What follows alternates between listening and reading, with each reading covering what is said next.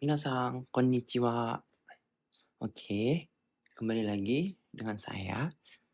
Di sini kita akan membahas lanjutan dari Minnan-Nihongo bab 1 yang kemarin ya.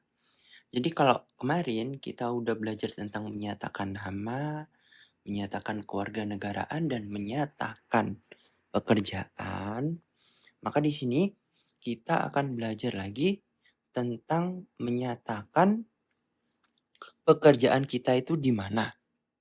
Ini ya, pada poin ketiga ini ya. Pada poin, keempat ya. Kan kemarin udah 1, 2, 3 soalnya ya. Berarti ini poin keempat ya. Terus kita akan belajar juga tentang partikel mo ya. Poin kelima. Terus habis itu kita juga akan belajar tentang menyatakan umur. Itu di poin ke-6. Oke? Oke, mari kita lanjut dari poin keempat ya. Oke. Saya perbesar biar lebih fokus. Oke. Jadi di sini ada kalimat watashi wa Indomaret no shain desu.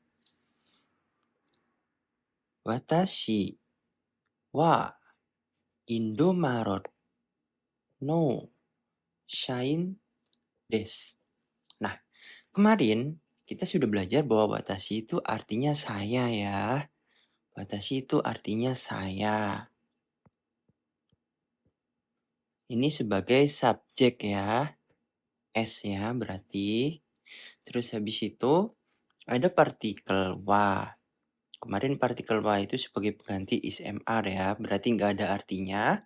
Tapi kalau misalnya mau diartikan, itu bisa diartikan dengan istilah adalah.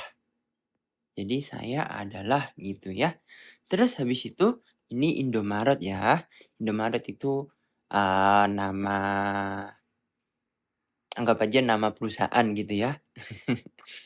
Ini nama perusahaan. Nama perusahaan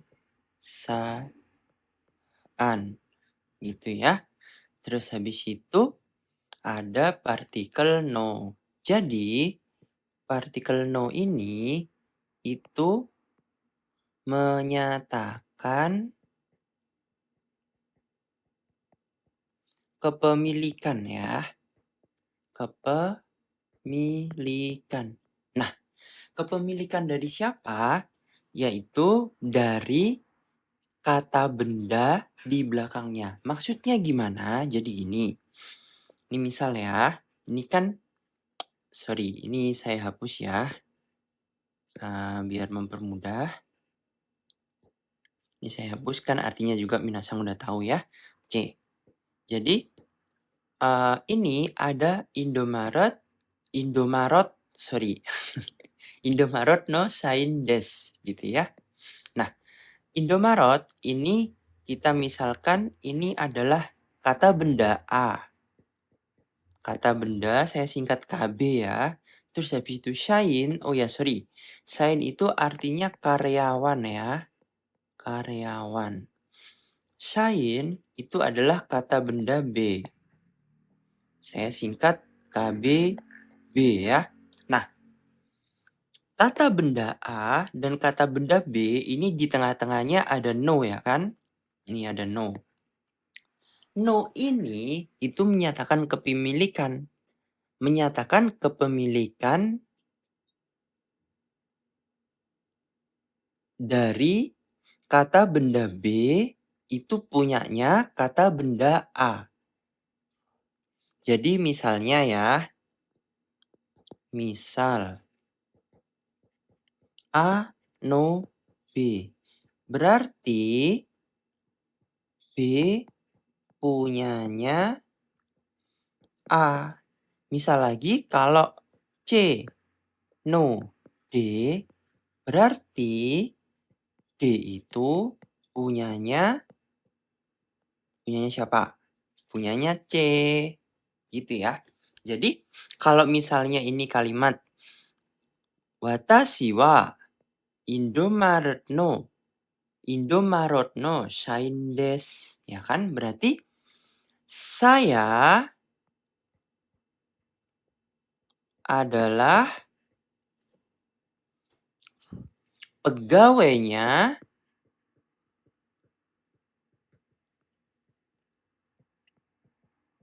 Indomaret. Gitu ya. Karena B kan kepunyaan A. Di sini kata benda B itu Shine, terus kata benda A itu Indomaret. Nah, berarti artinya adalah saya adalah pegawainya Indomaret. Gitu ya. Oke. Nanti kalau misalnya ada yang kurang jelas bisa ditanyakan di kolom komentar ya. Pasti saya jawab ya. Oke. Kita lanjut ke poin berikutnya. Di sini, di poin kelima, kita belajar tentang partikel mo. Ini ya, mo ya. Mo apa? Mo itu artinya juga. Jadi, kalau kita lihat yang pertama ini ya, kalimat yang pertama itu kan ada partikel wa. Wa itu kan partikel pengganti is mr. Kalau dalam bahasa Inggris ya, jadi maksudnya partikel wa merupakan partikel yang dalam bahasa Inggris sama dengan is mr gitu ya. Nih jangan pengganti lah ya.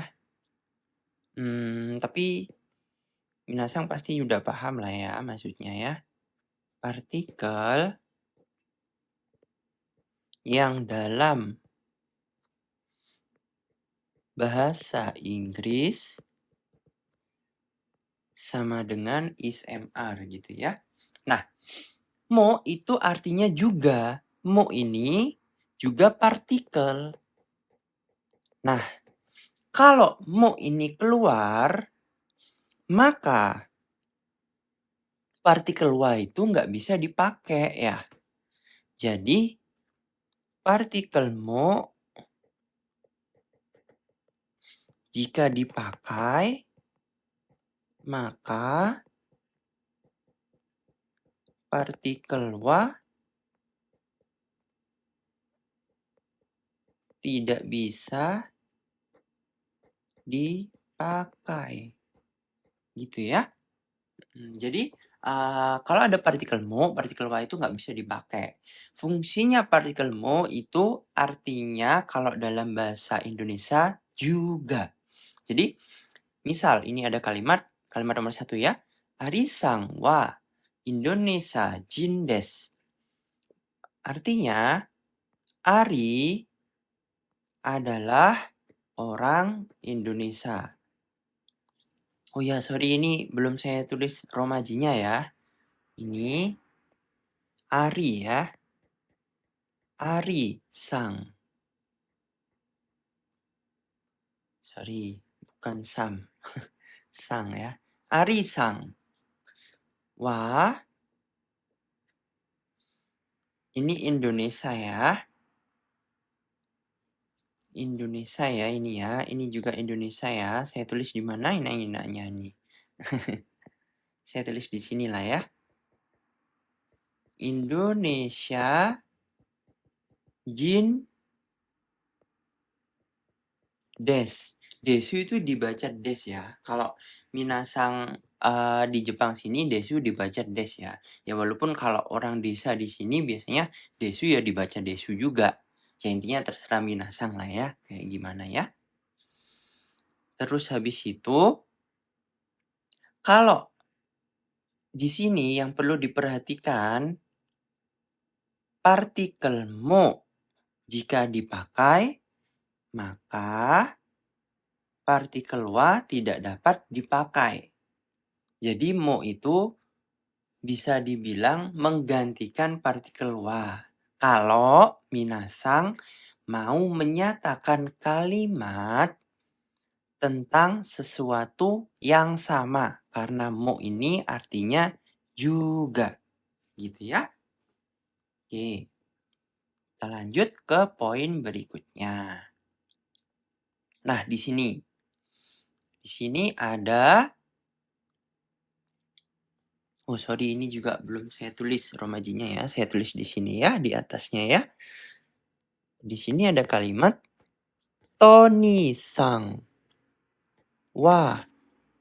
Oh ya, jadi kalau minasang ada yang menanyakan, Sensei, ini kan sebenarnya huruf H. Kenapa huruf H ini dibaca wa? Jadi, kalau huruf H ini merupakan partikel, bacanya itu wa ya, bukan H. Oke, kita lanjut ya. Jadi, Tony sang wa nansai. Nansai ini di dalam kurung ada oi kutsu desu ka. Nah, Sensei, ini kenapa di dalam kurung ada oikutsu? Nah, oikutsu itu sama dengan nansai. Nansai itu artinya umur berapa. Nah, oikutsu ini artinya umur berapa juga. Namun, daripada nansai ini bentuknya bentuk sangat sopan.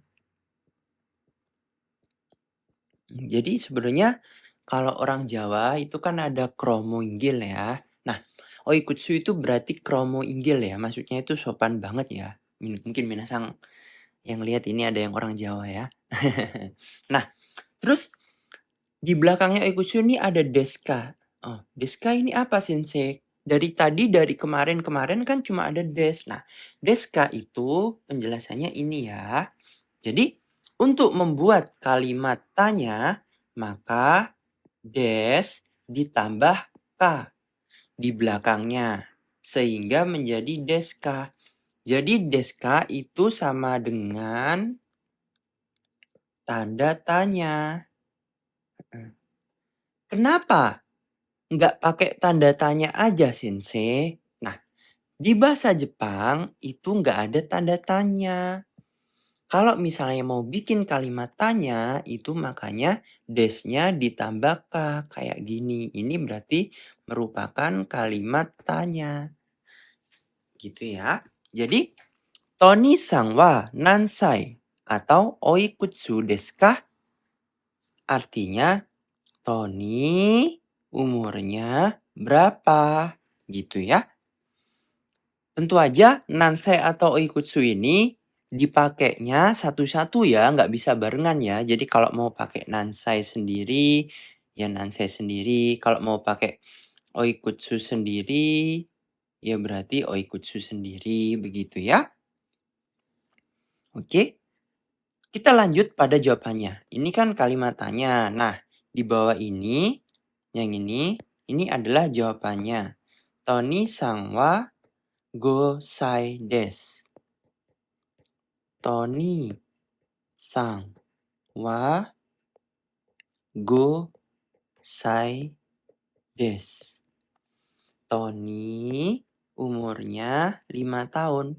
Jadi, untuk menyatakan umur itu saya tulis ya. Untuk menyatakan umur